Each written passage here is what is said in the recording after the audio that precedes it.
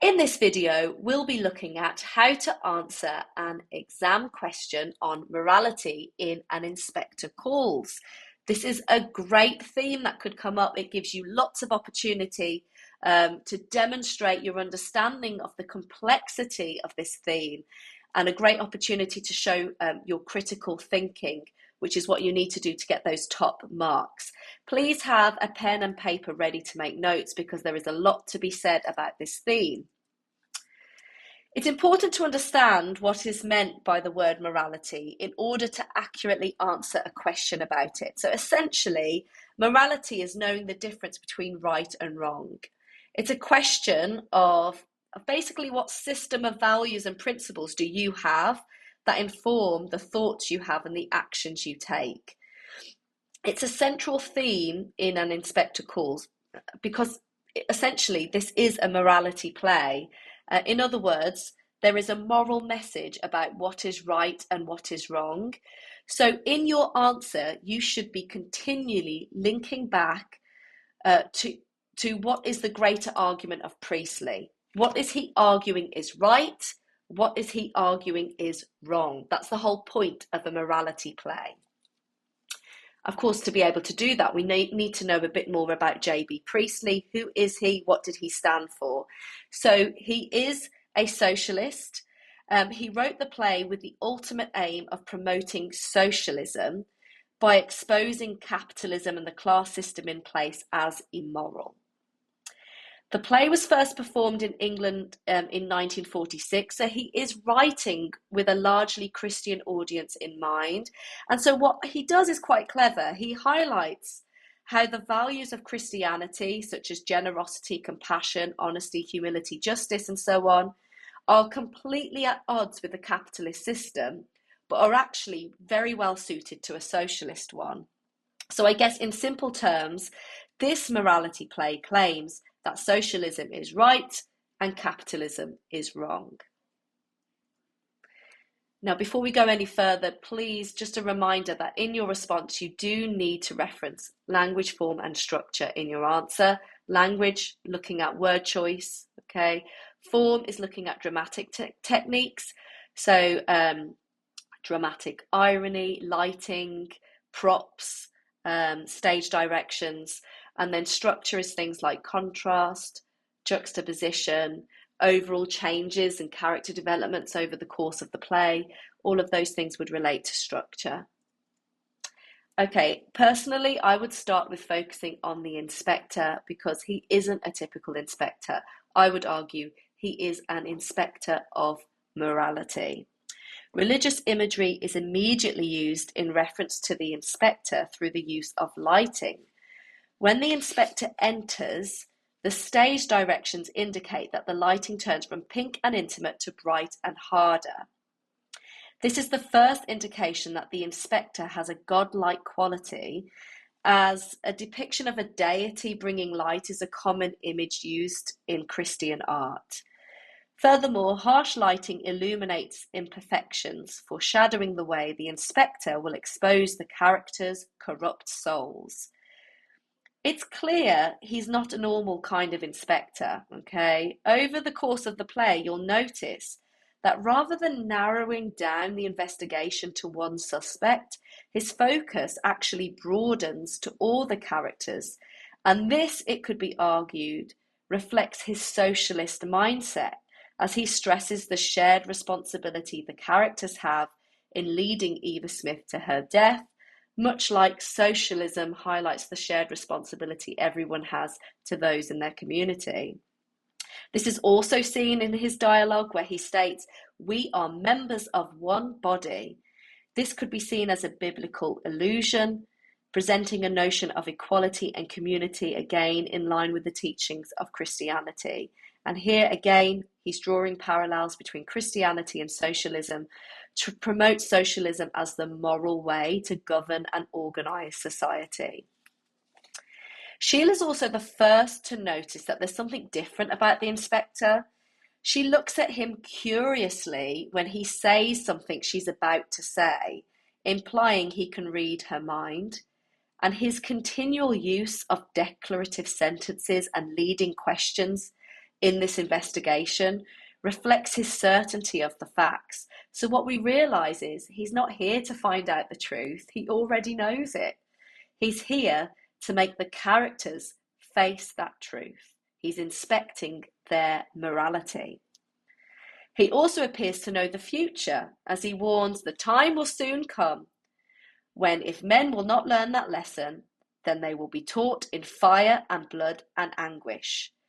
The use of future tense here gives his speech a prophetic tone, and the tricolon of fire and blood and anguish might be understood by a Christian audience as an allusion to hell. This is kind of the belief that those who are unrepentant will face eternal fire and punishment. Of course, it could also foreshadow the terror that the two world wars will bring in destruction, human sacrifice, and mental turmoil. The inspector's accurate forecast of these wars makes him the antithesis of Mr. Burling, whose future predictions are wildly off, and this encourages the audience to trust the inspector's advice and disregard the teachings of a capitalist ideology for fear of future condemnation. And so if he is Mr. Burling's dramatic foil, basically a character who's totally different, that highlights those differences, he represents all that is good, then surely that means Mr. Burling, who is a symbol of capitalism, represents all that is evil. If the audience haven't already realised that the inspector is of some supernatural quality, then the ending surely confirms it. The death of Eva Smith, that the inspector had just over an hour ago relayed to the family, has actually just happened at the end of the play. Right at the end, they get a phone call.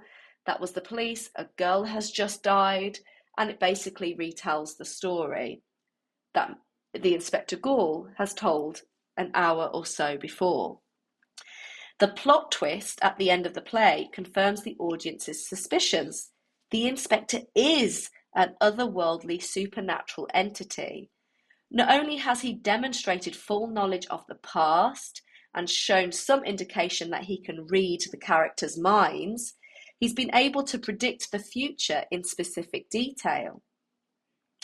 Considering his name is also a homophone of ghoul, right? Ghoul, meaning ghost, the characters and the audience are left wondering who or what he is.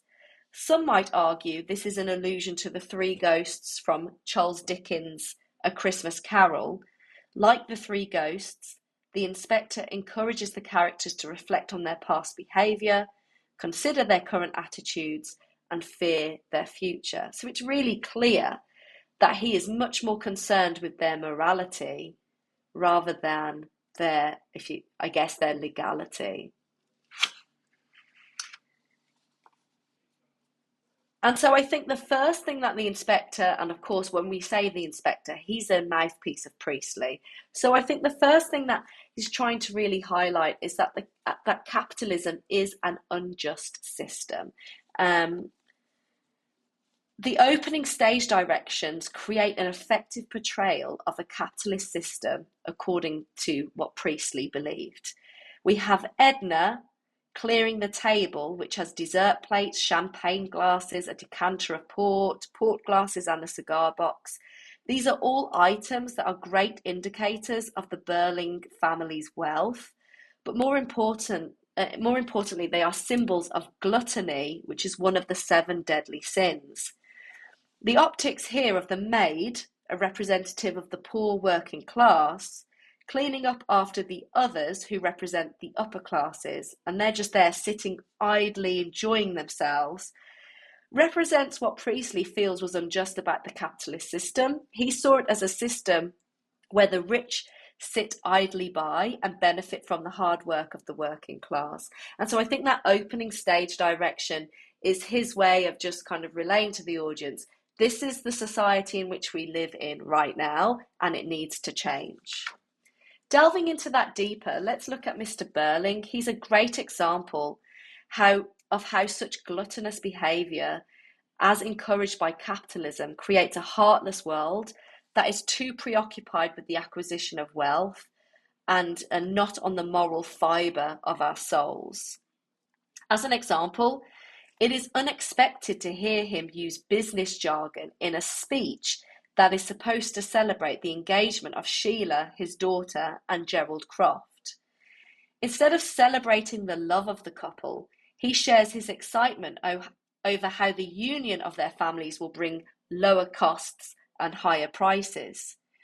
His language is devoid of emotion, revealing him to be an unsentimental man and unable to consider the human beings involved. Not only the humans involved in this engagement, but also the humans involved in his business. We see this lack of humanity various times in the play, like when he starts to defend Gerald's infidelity in a desperate attempt to save this marriage that will bring him greater wealth. He urges Sheila, "You must understand that a lot of young men..." Mr. Burling's reaction to Gerald's infidelity could be considered antithetical of what one would expect from a father. The modal verb, must, creates a sense of urgency, reflecting his sense of panic. His instinct is to defend Gerald, who has cheated on his daughter. And that just further supports the notion that his only concern over this engagement is the way it can benefit him, not whether it will make Sheila happy. And so considering this, we realise that Mr. Burling has a transactional view of their engagement, and he's really treating Sheila like a bargaining chip rather than a daughter he loves. It also raises questions regarding his own relationship with Mrs. Burling. His dismissiveness of Gerald's infidelity could also suggest that he has behaved similarly. After all, he does say a lot of young men, so is he also talking about himself? And if anything, he's at least normalising that behaviour. Furthermore, by the end of the play, the only thing that seems to concern Mr. Burling is the prospect of a public scandal. His repeated airing of this fear highlights how precarious Mr. Burling's social position is.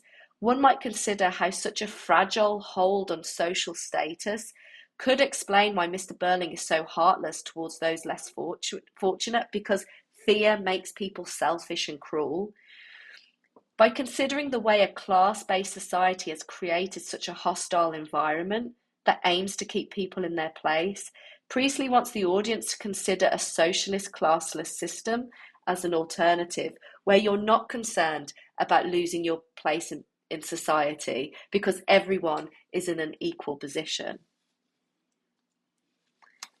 The inspector challenges Mr. Burling's and Mrs. Burling's perception of duty, as both characters use this word as a way to justify their cruel behaviour. Mr. Burling claims, "It is my duty to keep labour costs low," while Mrs. Burling bluntly states, "I did my duty." The word duty implies they have a sense of responsibility, but notice how both fail to recognise the moral duties that come with their positions. Mr. Burling, as an employer, has a duty of care to his workers, or should, and Mrs. Burling, as a board member of a charity, has the duty to protect and support the most vulnerable in society. Their emotionless language and the short sentence of Mrs. Burling create a blunt and cold tone. What's highlighted here is how capitalism and social class come with ideas of duty that contradict Christian values of compassion and generosity. The inspector, in contrast, is there to offer an alternative interpretation of the word duty. When offered a drink at the beginning of the play, he replies, "No, thank you, I'm on duty." The inspector's refusal of alcohol is one of the first indicators that he is of high moral standing. Being a symbol of wealth and indulgence, the refusal of alcohol sets the inspector apart from the others as their moral superior. His duty, he realises, is to stress to the other characters on stage what their true duty is. He's kind of spreading the word. We don't live alone. We are members of one body. We are responsible for each other. The anaphora draws attention to the first person plural pronoun we and reiterates the sense of shared responsibility and community. We've already talked about this previously, but that phrase, member of one body, is a biblical allusion, referring to the Christian belief that all believers unite to form the body of Christ. And again, what he's doing here is drawing parallels to the Christian faith and reminding the audience of their Christian duty and how it should always be prioritized. And he's arguing it can't be prioritized in a capitalist system, but it can be in a socialist one. So I really try and always link it back to Christianity, because he is trying to get on board a largely Christian audience. And you've got to be able to make that link from their Christian values to the socialist system that he's promoting. And then through Sheila, I think what we see is how unequal societies breed envy and cruelty. So unlike her parents, Sheila is able to reflect on her moral fibre, as seen in her self-deprecating tone. She states, "I must obviously be a selfish, vindictive creature." The negative adjectives selfish and vindictive focus on the cruelty of her behaviour, and the noun creature reflects how inhumane her actions were in getting Eva Smith sacked, basically because she was pretty. But I want us to be reflective here and think critically. Perhaps this is a result of the patriarchal society in which she lives, where young women's appearances seem to determine their worth. This is reflected in the way Sheila asks, when she hears about Eva Smith's death, asks, was she young? Was she pretty? Both of these things suggest her death would be more of a tragedy if she is young and pretty. And again, that indicates that youth and prettiness give a female more worth in this society. And you know what that really does is give an insight into Sheila's own low self-worth. As a reminder, when she does get Eva Smith sacked, she's trying on a dress that her mother had already told her she wouldn't be able to pull off. And it might be assumed, therefore, that in this moment she felt unworthy and unimportant, because in this patriarchal society, she's only got her looks to count on to give her any sense of worth. So she turns to a weaker person to feel the power she doesn't really possess in her own world.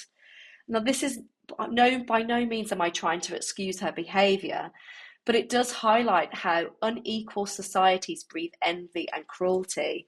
And specifically in a patriarchal society, you might argue with the reliance on looking pretty to have any sense of value for a woman, does it turn women against one another and create competition? But despite all of this, it's really important to focus on the fact that she immediately accepts responsibility. And through this, the audience are given hope that the younger generation, remember Sheila represents the younger generation, it gives them hope that they can be more morally good. Now, while both Gerald and Eric display similar lustful and exploitative behaviour, the way they reflect on their behaviour is rather different and shines a light on their morality in different ways. Gerald manipulatively paints himself to be a hero that rescues Eva Smith, yet really he treated her like a piece of meat, as indicated by the adjective he uses to describe her as fresh. He explains away his behaviour by saying it was inevitable. Here, through that word inevitable, he normalizes his infidelity as if it is in his very nature as a young, good-looking rich man to do so. We also notice that this notion is upheld as well by Mr. and Mrs. Burling. We've talked about this previously, and they kind of defend him as well. And that just emphasizes how widespread it must have been for rich men to have mistresses. It's clear by the end of the play that Gerald's not really sorry, right? By the way that he appears triumphant, and he's smiling as well. I don't think I have that on the board. Sorry, I should have that. So the stage directions are triumphantly and smiling. They're two separate stage directions, and that's right at the end of the play, because he thinks the whole thing has been a hoax. So when he took himself outside for a walk, that should have been time for him to reflect on his actions. And actually, what he was doing was trying to scheme his way out of it and try and find a loophole. So this is further evident by the way he claims, "Everything's all right now, Sheila," and he holds up the ring. The declarative sentence reveals Gerald has failed to undergo any form of character development. The engagement ring can be seen as a symbol of the patriarchal system and could be interpreted as a sign that Gerald is attempting to reinstate the power imbalance in the relationship and regain control.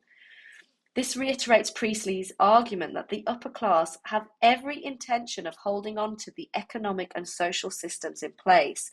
They are morally bankrupt, according to Priestley, and through Gerald's character, the audience feel very little hope for their ability to morally change for the better. Now, Eric's behaviour is certainly very concerning. He states, when he's talking about forcing himself on Eva Smith, "I was in that state when a chap easily turns nasty." The use of third person, a chap, distances himself from the action, with the noun ironically having connotations of friendliness. Most distressing is the euphemism used in nasty.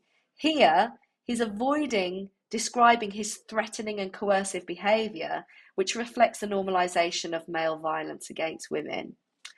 He does, however, change by the end of the play. And this is what sets him apart from Gerald. He uses blunt and direct language and says to everyone, "We all helped kill her."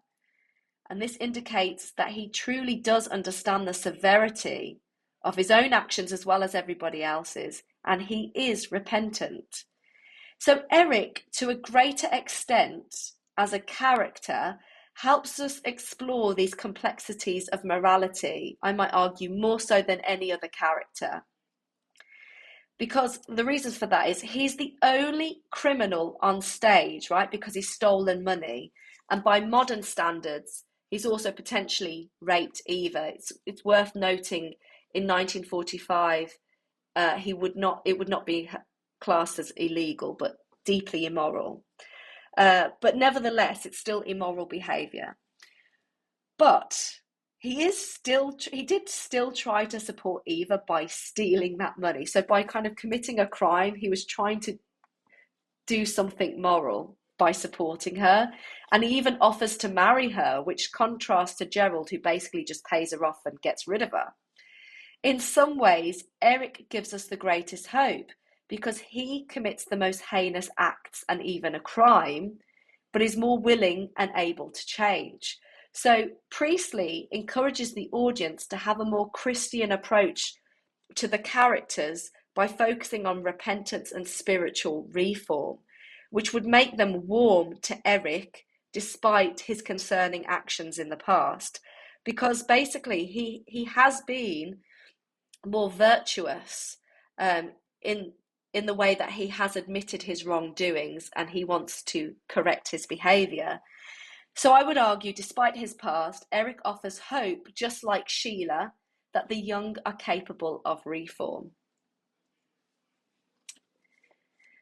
So the inspector, you might argue, ultimately on stage has tried to challenge the notion held by Gerald Kraft at the beginning of the play, where he states, "After all, we're respectable citizens and not criminals." And I'd argue the inspector really was there to highlight that these two things are not mutually exclusive. You can be law-abiding and you can still be a terrible human being. He's here to prioritise morality over legality, as we've seen kind of the way that we've looked at Eric's behaviour. Priestley, in this way, uses Eva Smith's character as a way to shine a light on the hypocrisy of Gerald's statement. He highlights the way the working class are deemed inferior just because they're working class, but he shines a light on their moral superiority. Look at the way Mrs. Burling refers to girls of that class. The determiner "that" is an attempt by Mrs. Burling to distance herself from the working class, and this othering of them enables Mrs. Burling to dehumanise Eva Smith and present her as something lesser. Being an unwed mother-to-be would have been greatly frowned upon in 1912.